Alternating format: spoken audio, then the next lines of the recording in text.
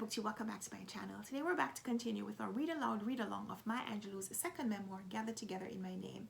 We started reading aloud Maya Angelou's first memoir, I Know Why the Caged Bird Sings, and today we're up to chapter 17 in her second memoir.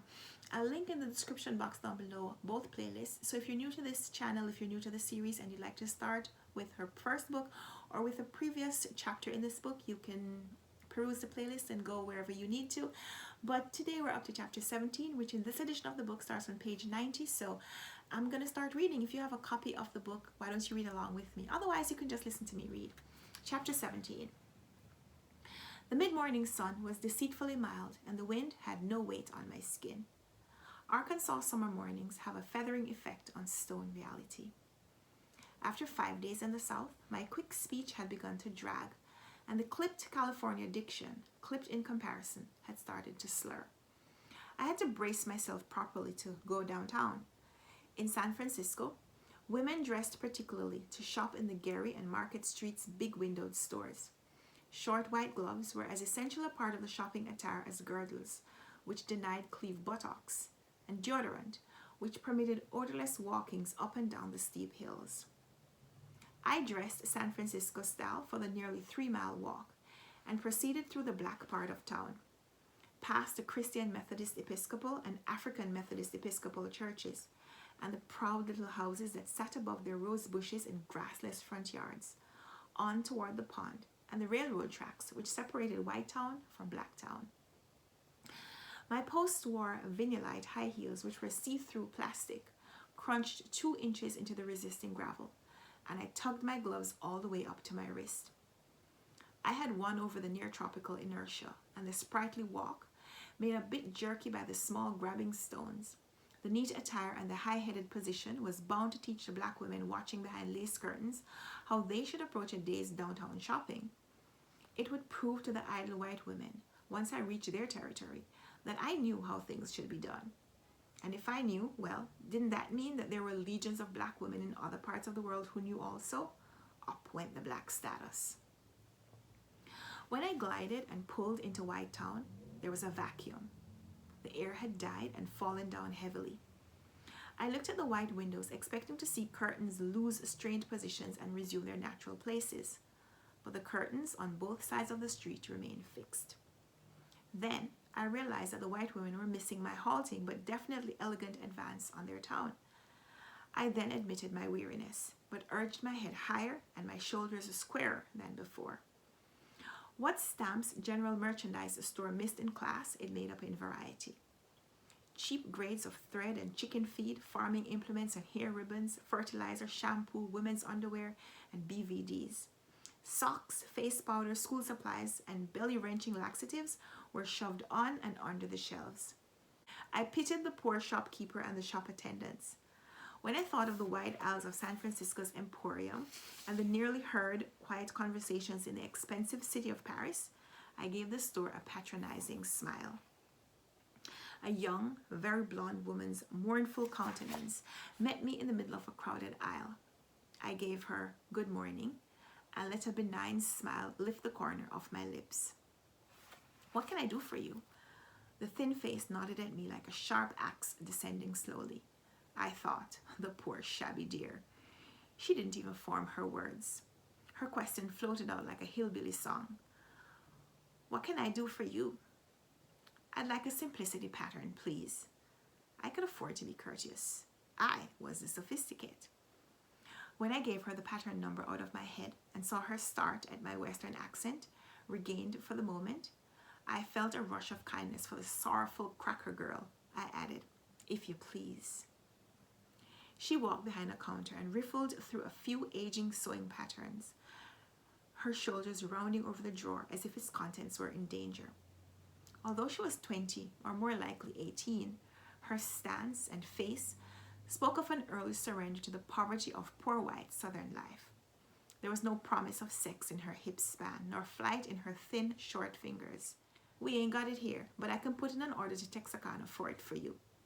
She never looked up, and spoke of the meager town 25 miles away as if she meant Istanbul. I would so much appreciate that.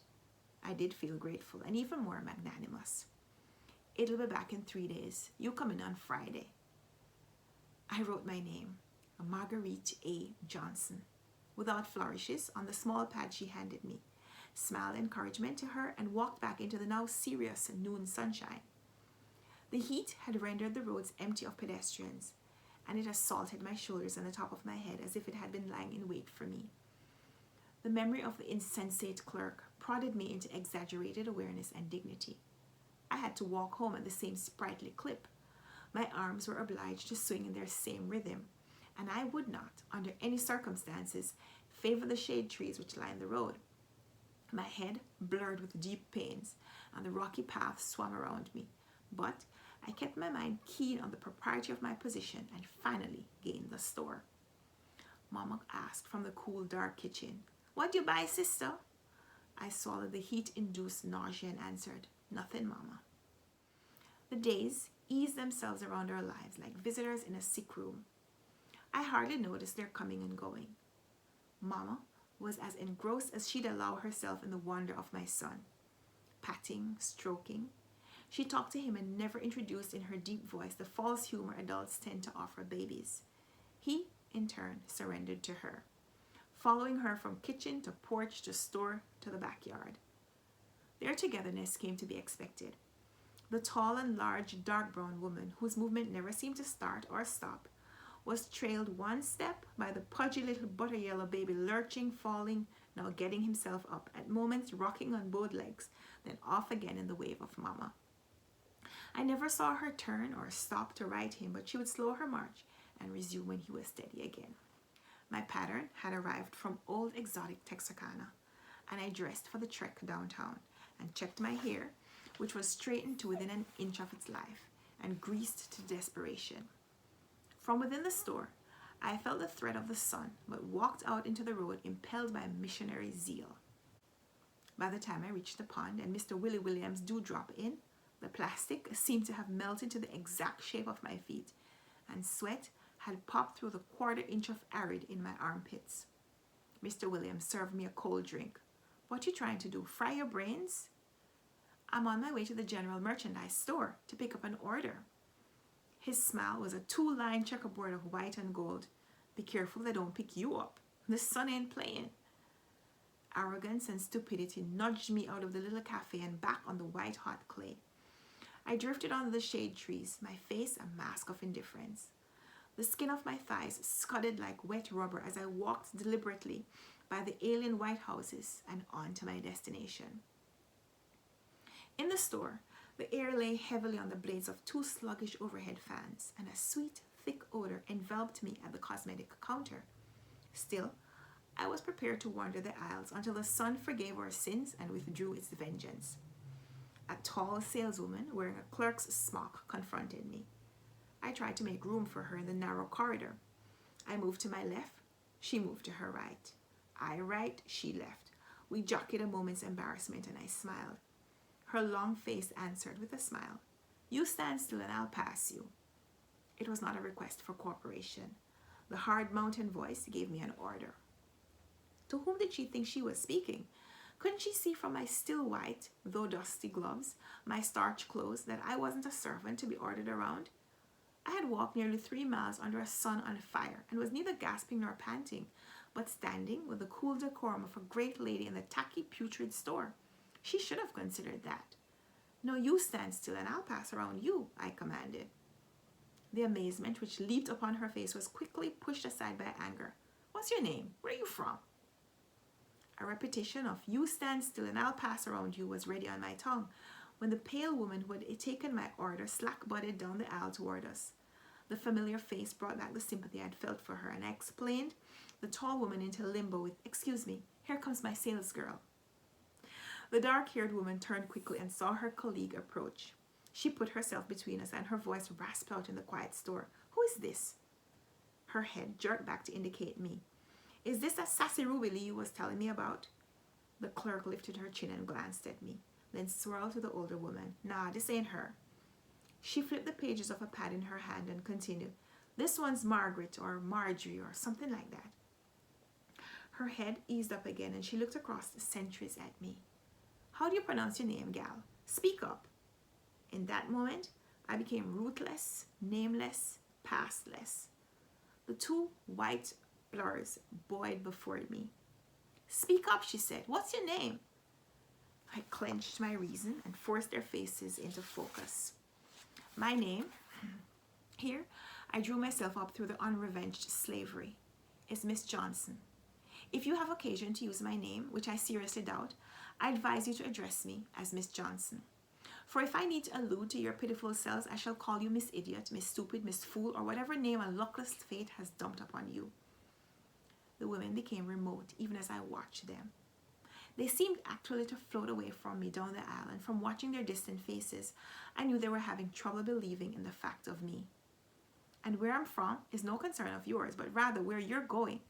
I'll slap you into the middle of next week if you even dare to open your mouths again. Now take that filthy pattern and stick it you know where." As I strode between the two women, I was sheathed in satisfaction. There had been so few critical times when my actions met my approval that now I congratulated myself. I had got them told and told correctly. I pictured the two women's mouths still open in amazement. The road was less rocky and the sun's strength was weakened by my pleasure.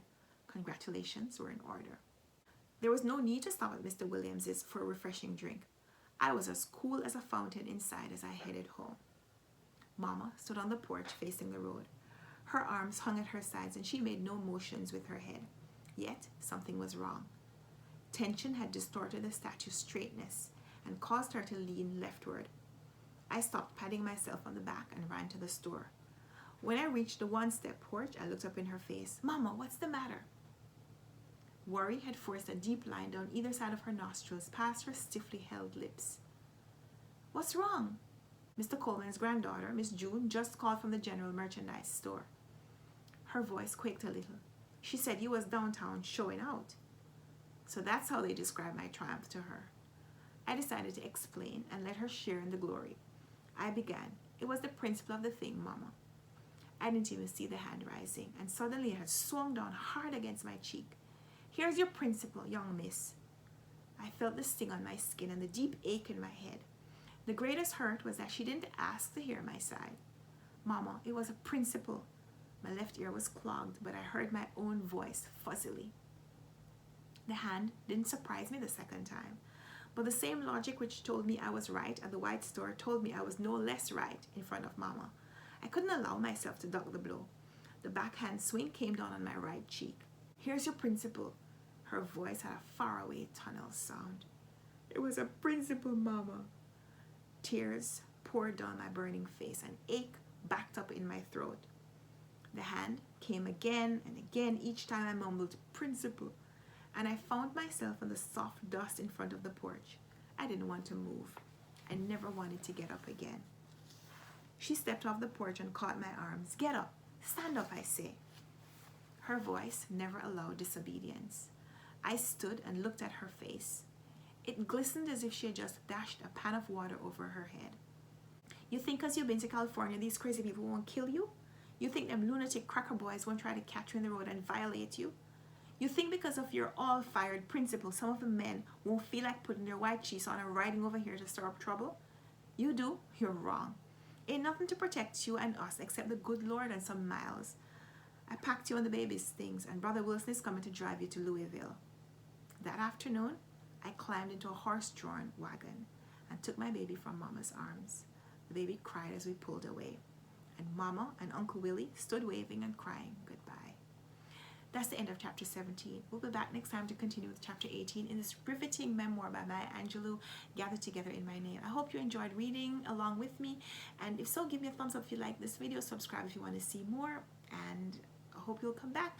I'd love to chat with you in the comments if you've been enjoying this so far. Let me know what you think is going to happen as Maya Angelou, Marguerite Johnson, moves away from stamps and heads to Louisville. So let's talk down there, and until next time, happy reading. Bye.